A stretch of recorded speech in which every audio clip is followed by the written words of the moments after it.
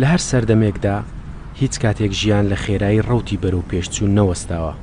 مرۆڤیش ئەو بوونەوەرەیە کە هەمیشە لە ململانێدایە لەگەڵ ژیان و گەردوون و ئاسمان. بۆ باوەڕهێنان و درکردنی مرۆڤ بە ڕوودا و گۆڕانکاریە گەردوونی و سروشتیەکان هەمیشە مرۆڤ پێویستی بە بەڵگەی بەردەست و مەلموس هەیە، چونکە کاتێک بمانەوێت لەسەر هەر بابەتێک بفەکرین ئەوە بێگومان پێویستمان بە بەڵگەی دروست هەیە.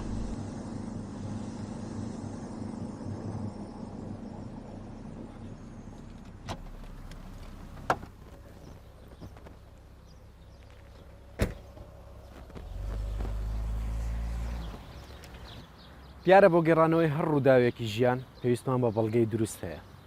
بۆیە لێرەدا دەپرسین ئایا دەکرێت گێڕانەوە بەڵگەی لەگەڵدانە بێت؟ ئەی جۆرەکانی گێڕانەوە چین؟ جۆرەکانی گێڕانەوە زۆرن: چیرۆک، مەتەڵ، هۆنراوە، فیلم. بەپێی ڕای زۆری شارەزایانی ئەم بوارە ئاسانترین و کورتترین ڕێگا بەڵگەی فیلمە. ئەی بەڵگەی فیلم لەکوێ و چۆن سەری هەڵدا؟ ئێوەش لەگەڵمان بن بابزانین لەکوێ و چۆن سەری هەڵدا.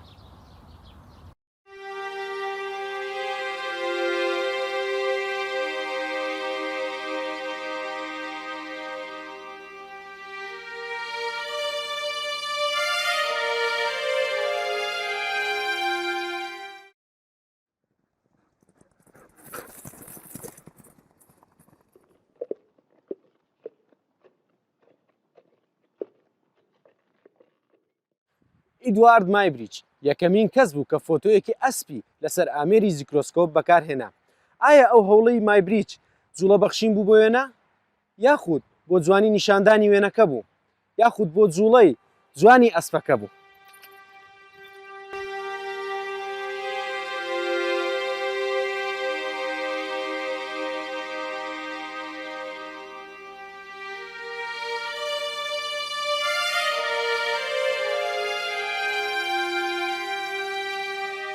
لە ساڵی 1970 ئیدوارد مایبریچ لە ئەنجامدا پەڕەی بە وێنەی ئەسپێک لە بزەوتندا. پاشان ئامێری زوپراکسیس کۆبی داهێنا لە ساڵی 1970 کە ئەو ئامێرە بۆ پرۆجێکت و ئانیمەیشن واتە بزواندنی وێنە فۆتۆگرافیەکانی بەکاردەهێنا.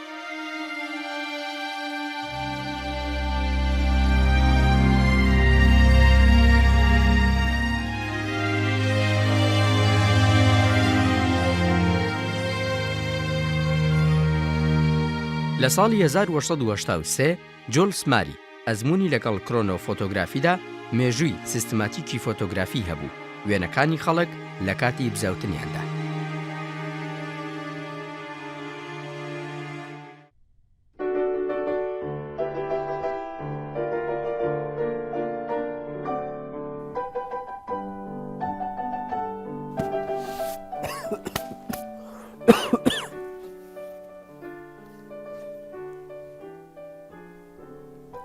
وەک دەیبینن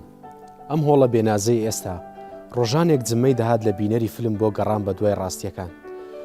هەروەک چۆن سینەما خۆی وەکو هونەرێکی ڕاستەقینە نیشان دەدا لە سەردەستی برایانی لۆمێر لە گراند کافی لە فەڕەنسا کە بۆ یەکەمین جار چەند گرتەیەکی ڕاستەقینەی پێشانی کڕیارەکانی ناو کافتریایەکەی خۆیدا.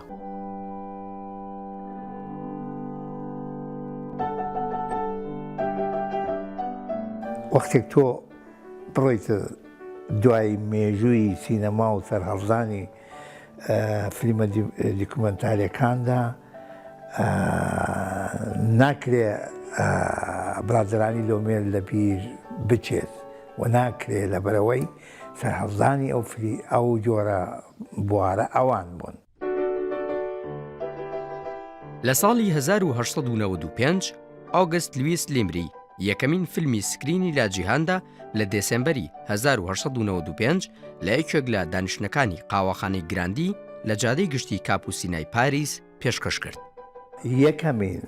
فیلمێک کە دان فیلمێکی دیکومنتاری بوو کە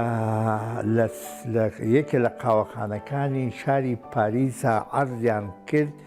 30 کەس تەماشاکەری بوو. ئەلبەتە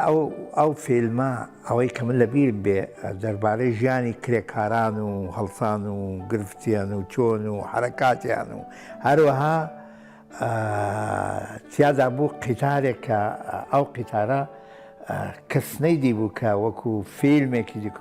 فیلمێ کە قیتار حرەکەت بکەوەی کە دانیشت بوو لە چایخانەکان ڕان کردە دەرێ ترسان لەوەی کەەوە مەسەڵەن قیتار پێشێ لیانکایە بیان کاتە ژێرەوە.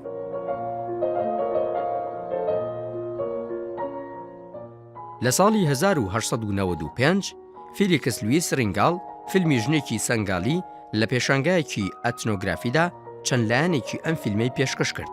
کە یەکەمین فیلمی توێژنەوەی ئیتنۆگرافی توێژنەوەی ڕەگەزی بوو.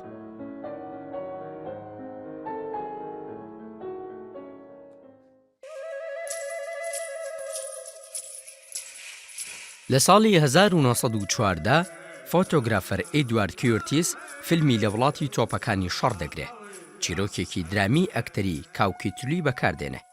لە گێڕانەوەی چیرۆکێک بەکارهێنانی کواکی تۆڵ کە ڕەگەزێکی هیندیەکانی باکووری هەرێمی ڤانکۆرە لە کەنەدا بە تایتڵی لە وڵاتی سەرکردە ڕاوچەکان. لە ساڵی 1990 فیلمسازی ڕووسی دیزگا ڤەرتۆڤ مانیفێستێکی بڵاو کردەوە کە تیایدا بانگەشەی ستایلێکی نوێی سینەمای کرد کە ژیانی ڕاستەقینە دیکۆمنت دەکات. ڤیرتۆ ڕاخنە لە پیشەسازی سینەمای سۆڤێتی ئەگرێ بەوەی کە تەنیا جەخت دەکاتە سەر هەمان تەکنیکی خەیاڵی پاڵپشتی کراو بە ئەدەب و شانەوە. لە مانیفێستۆکەیدا ڤیرتۆ فیلمی درامای ڕووسی یەکسان دەکات لەگەڵ ئاین کە ئەفیونی گەلە لە بری ئاعتیمادکردنە سەر دەستنووسی خەیاڵی و کاری دەست کرد. ئەسلی خۆ یەهودی بوو، ناوی وی ئێ ئەسلی داوید ئابێلیێڤیچ کەوف کوڕێکیش ماڵباتە یەهودیە دەمەزم بووی لەگەڵ شۆڕەشە سۆڤیێتێ 21/12/1995 دەما بولڤارە کاپوچینە لە فرانسایە لومیێرە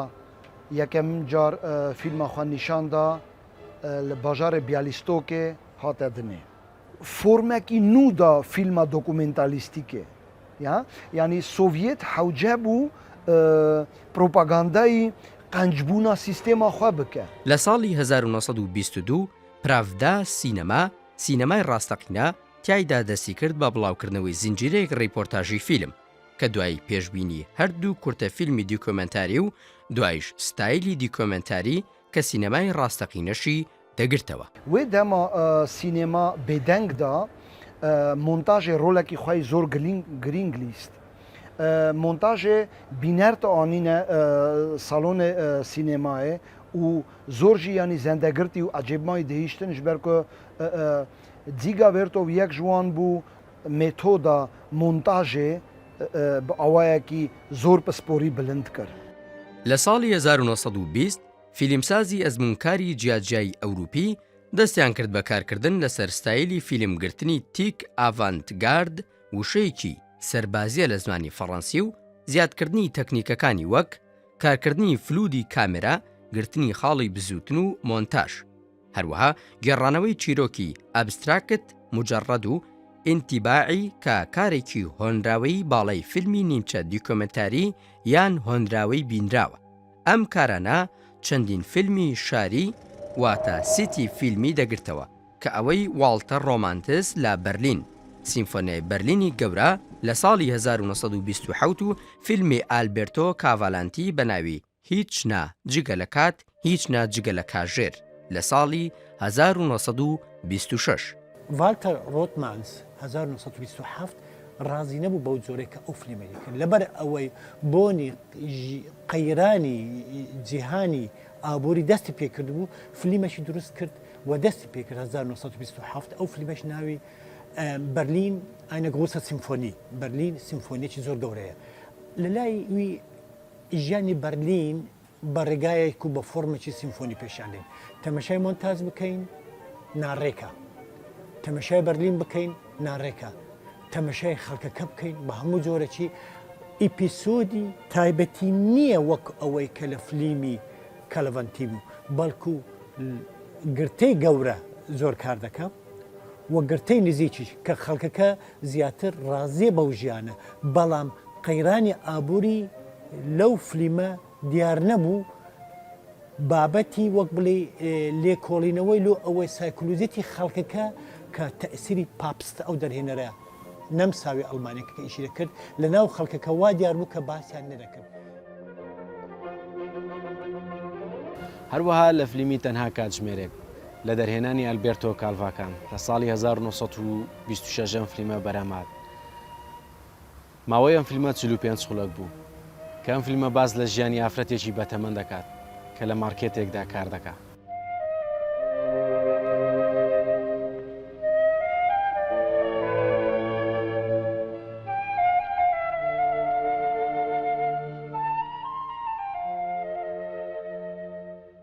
ئەلبێرتۆ کەلەڤانتی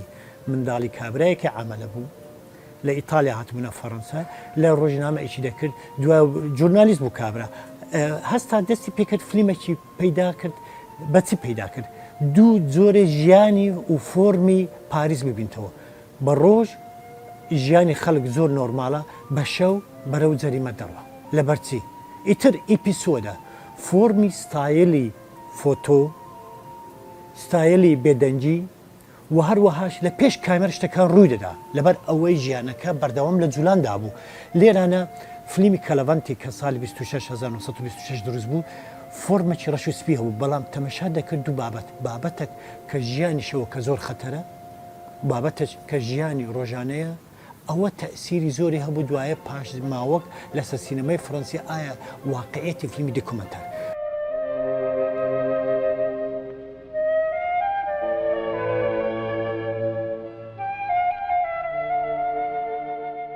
ئێستا هێروکانەکەش و هەوایەکی زۆر ساردی هەیە ئێوە بیر بکەنەوە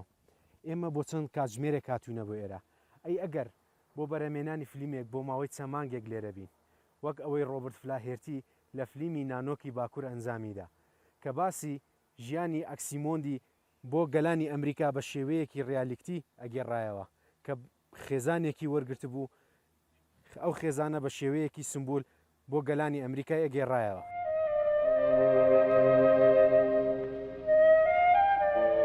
لە ساڵی 1922 ڕۆبرت فێلارێتی فیلمی نانوکی باکوور دەگرێ بە شێوەیەکی گشتی بەڵگەیەک بوو بۆ فیلمێکی دیکۆمنتاری درێژ فیلمەکە کاراکردنی زۆرێک لە ترادیسیۆنەکانی دوای فیلمی دیکۆمنتاری و چێکردنی فیلمی ئەنتۆگرافی بوو تیایدا بەکارهێنانی گێڕانەوەی دەنگی کەسی سێمی بکەر هەروەها جەختکردنە سەر کەسە سروشتیەکە وەک قارەمانی فیلمەکە. ئەگەر بمان هەیە بە شێوەیەکی ئەوڕۆیی یا بە وشەی دۆکۆمنتار بە معنای ئەوڕۆ بە ناوەرۆکی ئەوڕۆکە باسی لێ دەکەین ئاماژەی پێ بکەین دەبێ بگەڕێنەوە سەر ساڵی 1920 لەو ساڵەدا کەسێک بە نێوی ڕۆبرت فلاهێرتی ئەندازیارێکی معدەن یا کانگەکان بوو کە لە کەنەدا ئیشی دەکرد بەخۆی ئەمریکی بوو لە میشیگان لەدایک ببوو بەبینینی ژیانی ئیسکیمۆکان زۆر سەر لە سوورمانێکی تایبەتی بۆ بەدی هاتوو بڕیاریدا کە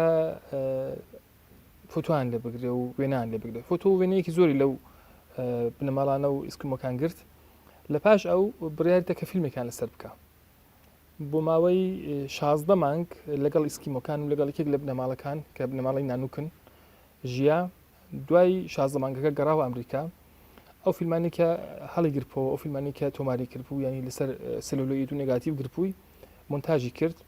و فیلمێکی تایبەتی بەدیهێنا بە نێوی نانوک ئافتە نۆرت یا نانوکی باکوور یا نانوکی شیمال ئەگەر بمان هەیە بەزارەوە زمانەکانی تر باسی لێ بکەین ئەو فیلمە یەکەم فیلمێک بوو کە شوێنەواری لەسەر سینەمای جیهاندانا و بە معنای ئەوڕۆیی دیکۆمنتاری بەدیهێنا. لە ساڵی 1926 جۆن گریسۆن لاوێکی ئەکادیمیستی سکۆتلەندی هاتە ئەو باوەڕێی کە حەزی پەیوەندی کۆمەڵایەتی لە ئەمریکا بەرز بکاتەوە. سەرنجێکی لەسەر ڕۆبرت فلایەرتی دەنووسێ دەربارەی فیلمی ئیچنۆگرافی مۆوانە بە ڕۆژنامەی نیویۆرک سان لە مانگی دوی ساڵی 1926 لە چاپێکۆتنەکەیدا چەمکی دیکۆمنتاری ورد دەکاتەوە. دوای 1922 فیلمی نانوک ئافتە دەستی ئاوەڵە دەکەم بۆ هەڵبژاردننی بابەت و جۆری فیلمەکە.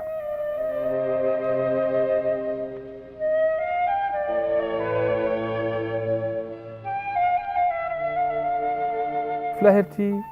دەسێتە جەزایری دەریای باشوور و لەوێ فیلمێک دەکا بە نێوی موانە لە ساڵی 1926دا کە 20 مانگ لەو شوێنە ماوە و وێنەی گرت و تەسویری کرد و دوای هێنای مۆنتاژی کرد و فیلمەکە بە نێوی موانە فیلمێک بوو کە شیکەران و منتەقیدینی سینەما زۆران بەدڵ بوو زۆر ڕایان لەسەری بوو بەڵام بینەرانی ئەو سەردەمی سینەما زۆر ئیستیقبالیان نەکرد لەو فیلمە زۆریان وەرنەگرت و لە بواری ئابووریەوە سەرکەوتوو زۆر نەبوو هەڵبەت چەند بابەتێکی تایبەتی لەو فیلمە بەکارهێنا بوو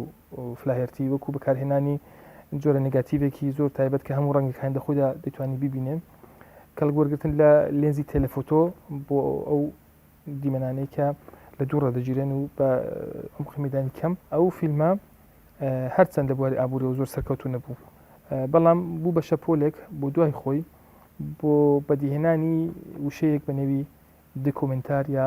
بەڵگە فیلم ترجين ترجين ترجين ترجين يلا نعنع لێرەدا ژیان وەک ئاسایی خۆی دەبیندرێت وەکەوەی کە لە ساڵی 1928 دیژیگا ڤیرتۆف لەسەر بنەمای بگیرێت ژیان لە ئاساییدا یاخود ژیان بگیرێت لە نائاگاییدا ڤیرتۆف هەمیشە هەوڵی داوە کە سینەما بەرەو سادەیی و حەقیقەت ببات لە ساڵی 1928 دزیگا ڤێرتۆڤ فیلمی پیاوەکە لەگەڵ کامێرای سینەما پێشکەش دەکا بە ئامێری سینەمای چیلۆڤێکس لە فیلمەکەدا ئەزمموی تەکنیکی زیادکردن و نوێکاری سینەمای تێدایە بۆ پۆرتەرێتی ڕۆژێکی تایبەتی مۆسکۆ لە ئێوارەوە تا بەرەبەیان ڤیرتۆڤ هیوا دەخوازێ کە ژیان بگرێت لە نائاگایی نەوەک تۆمارکردنی سەدەی حەقیقەت لەگەڵ ئەوەشدا ڤێرتۆ هەوڵ دەدا ژیان وەربچەرخێنێت و ڕوونی بکاتەوە بەهۆی هێزی کامێرا چاوی کامێرا جیگا ڤێرتۆڤ یەک جوان بوو کە کۆبارە کینۆنی جێلیا یعنی هەفتەی سینێمایە دامەزراند و یەک ڕێدەکتۆرێ وان بوو کینۆنی جێلە هەروسەژی کینۆ پراڤدا یعنی سۆڤیێتێدا هەفتەی سینێما و ڕاستیە سینێما کینۆ پراڤدا ڕاستیە یعنی ڕاستیە سینێمەیە هەر پرۆپاگاندا پۆزیتیڤیزمە سۆڤیێتێ ددان ترسی سۆڤیێت هەبوو ترسی ستالین بخوا هەبوو کە فیلمێکە نەل گۆری سیستێم و پەسەندانێ ڕێژیمە کۆمونیستی بە ئەو دەرهێنەر دەهاتە بنچافکردن و جەزای مردنێ دەخوار ئەوە ڕاستیە ستالینە کە ستالین بخوا کۆنترۆلا فیلمە دۆکومنتار دەکرد کۆنترۆلا فیلمێ لە ئیستیقوانی دەکرد و ئەم زانن کە ئەو دەما کە ڕێپرسیۆنی ستالین دەست بوو 1937دا gelek derhênera neçar bûn yan ji dewletî biravin yan jî fîlmê gorî metodîka Stalin çê bikin. لە ساڵی 1928 جۆن گریسۆن دەچێتە بۆردی کۆمپانیای شاهانەی بەریتانی EMB بۆ بە بازارکردن کە دەستگایەکی میریە کە یەکەکانی فیلمی ئەم دەستگایە ڕێکدەخا لەم دەستگایەدا و لە کارەکانی دواییشیدا لەگەڵ دەستگای گشتی پۆستی بەریتانیدا گریرسان گروپێکی بەهرەمەندی بەهێزی لە فیلمسازەکان کۆ کردەوە وەک هەمفێری چێنینگس هاری وات و ئەلبێرتۆ کاڤالکانتی دوایین فیلم فلاهێتی کە بە نێوی موانە بوو وشەیەکی بەدیهێنا ینی بۆ بینینی ئەو فیلمانە و لە شیکردنەوەیدا باسی لە وشەیەک کرد کە بوو بە سەرەتای سینەمای دۆکومنتاری لە بواری نێوەوە وشەی داکیومنتری کە وشەیەک بوو لە زمانی فەڕەنسەوە گیرا بوو و باسی کرد کە ئەو جۆرە فیلمانە پێیان دەکوترێ فیلمی دێکۆمنتاری گریرسۆن دوای فلاهێرتی گرنگترین کەسە لە سینمای دۆکومنتار و بە باوکی سینمای دۆکومنتار دەناسرێ فلاهێرتی کە لە ئەمریکا فیلمەکەی موانای دروست کرد و نمایشی کرد و زۆر ئیستیقبالی لێ نەکرا و زۆران وەرنەگیرا کۆچی کرد بۆ بەریتانیا گریرسۆن هاوکات لەو دەورەدا لەگەڵ چەندێک لە دۆکومنتاریستەکان و فیلمسازە گەنجەکانی ئەو سەردەم و هەروەها لەگەڵ فلاهێرتی گروپێکان بەدیهێنا کە لەو سەردەمەدا بوون بەدیهێنەری 300 فیلمی دۆکومنتاری یا 300 بەڵگە فیلم لە کاتی خۆیدا و شەپۆلەکان بەدیهێنا لە بەریتانیا لەسەر دۆکومنتاری و هەروەک دەبینن ئێستش لە بەریتانیا دۆکومنتار زۆر تایبەت و زۆری پەرەپێدراوە و زۆر گرنگایەتی پێدەدرێت. ئێرە گراند کافێ نییە، بەڵام وتم با کافەیەک بخۆمەوە. هەروەک چۆن ئێرە بەریتانیانە، بەڵام وەکو بەریتانیەکان بە شێوەیەکی ڕاستەقینە بە دوای سەرەتاییەکانی دۆکمنتاری داگەڕام. من برایانی لۆمیر نیم، بەڵام دەمەوێت حەقیقەت نیشانی نیشتیمان بدەم، هەرچەندە نیشتیمانی من پڕە لە حەقیقەتە نەبیندراوەکان. بە هیوام ئەم حەقیقەتانەی نیشتیمان بستنە چوارچێوەی شۆتەکانی هاوڕێکانمەوە لە ڕێکەی لێنسەکانیانەوە بیانگێنم بە دۆکمنتاری جیهانی.